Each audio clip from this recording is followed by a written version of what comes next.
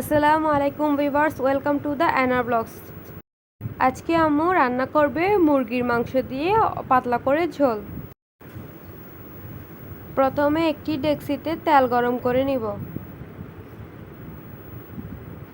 তেল গরম হয়ে গেলে সেখানে আগে থেকে নুন, হলুদ, মরিচ দিয়ে মেখে রাখা মাংস ছেড়ে দিব একটু ফ্রাই হওয়ার জন্য। একদম হালকা করে ভেজে নেওয়া হলো। তেলে দিয়ে অল্প করে নেড়েচেড়ে ভেজে নেওয়া হবে। যেহেতু ব্রয়লার মুরগি একটু নরম টাইপের হয়, তাই একটু ভেজে নিলে তা ভালো লাগে খেতে। আসলে মুরগির মাংস বলতে মুরগির সলিড পিস না, মুরগির পা, তারপরে হচ্ছে ঘিলা, কলিজা, হাড়, ওইসবই রান্না করছে সাধারণত। আর এসব খেতে আমার দারুণ লাগে। তারপর মুরগি এগুলো ভাজা হয়ে গেলে তুলে রাখবো। সেই মুরগি ভাজার তেলেই পেঁয়াজ থেতো করে নেওয়া পেঁয়াজগুলো দিয়ে দেওয়া হলো। আগামীকাল আমাদের ঘরে মেহমান আসবে, তাই মেহমানের জন্য মুরগি কিনা হয়েছিল। তো ঘরে ভাবলো বাকি হাড়গুলো দিয়ে একটু কিছু রান্না করো, কারণ মুরগির সলিড পিসগুলো দিয়ে তো মেহমানদের আপ্যায়ন করতে হবে, তাই এই আয়োজন। তবে আমার এসব খেতে খুবই ভালো লাগে, বিশেষ করে আম্মুর হাতে রান্না। আর আমি রান্না পারি না, অল্প অল্প পারি, বেশি ভালো পারি না। পেঁয়াজ নরম হয়ে গেলে সেখানে দিয়ে দেওয়া হলো মরিচ বাটা। তারপর দিয়ে দেওয়া হলো অল্প করে মাংস মশলা। রেডিমেড মাংসের মশলা পাওয়া যায় বাজারে, সেই মাংসের মশলা।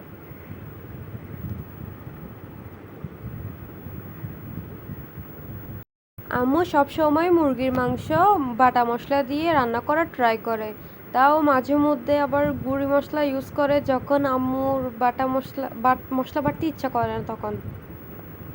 তবে এখানে দিয়ে দেওয়া হলো ধনে, আদা, জিরে, শুকনো লঙ্কা, তারপর তেজপাতা, লবঙ্গ, এলাচ ওইসব বেটে রেখেছে একসাথে, ওগুলো দিয়ে দেওয়া হলো অল্প করে। এবার দিয়ে দেওয়া হচ্ছে টমেটো কুচি আর কাঁচামরিচ ফালি করা। অল্প করে পানি দিয়ে দিচ্ছে যাতে মশলাগুলো পুড়ে না যায়। এবার সব কিছু নেড়ে নেওয়া হলো।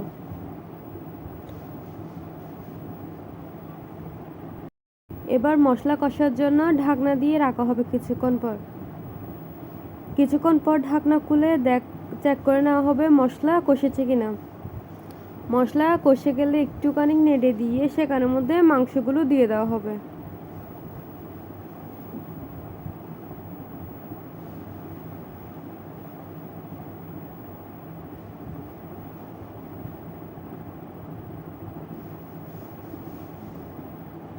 মাংসগুলো যেহেতু আগে থেকে ভাজা ছিল, তাই মাংসগুলো বেশি সিদ্ধ করার প্রয়োজন নেই।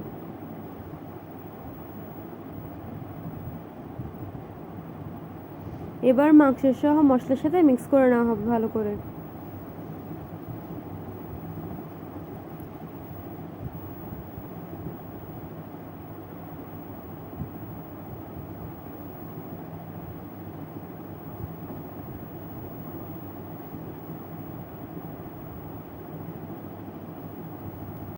ভালো করে মিক্স করে নেওয়ার পরে আবার বেশি করে পানি দিয়ে দেওয়া হবে, যার কারণ এটা ঝুলঝুল করে রান্না করা হচ্ছে। বেশি করে পানি দিয়ে তারপর ঢাকনা দিয়ে দেওয়া হবে যাতে বলক চলে আসে। 5 মিনিট পর ঢাকনা খুলে দেখবো বলক চলে আসলে সেখানে অল্প করে ধনেপাতা দিয়ে দেওয়া হবে। তারপর চুলা বন্ধ করে নামিয়ে নিব। মাংস হওয়ার সাথে সাথে খেতে বসে পড়লাম। ভাত নিলাম আর বেশ পরিমাণ মাংসই নিলাম। মাংসগুলো ট্রাস্ট মি অনেক মজা হয়েছিল। মনেই হচ্ছে না যে এত অল্প টাইমে রান্না করা হয়েছে। তারপর আমি টমেটো মেখে নিলাম, কাঁচামরিচ মেখে খাওয়া শুরু করছি। ধন্যবাদ এতক্ষণ সাথে থাকার জন্য।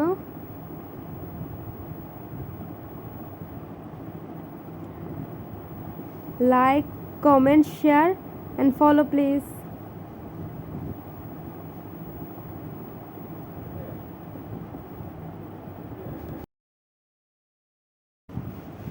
Thanks for watching. Tata.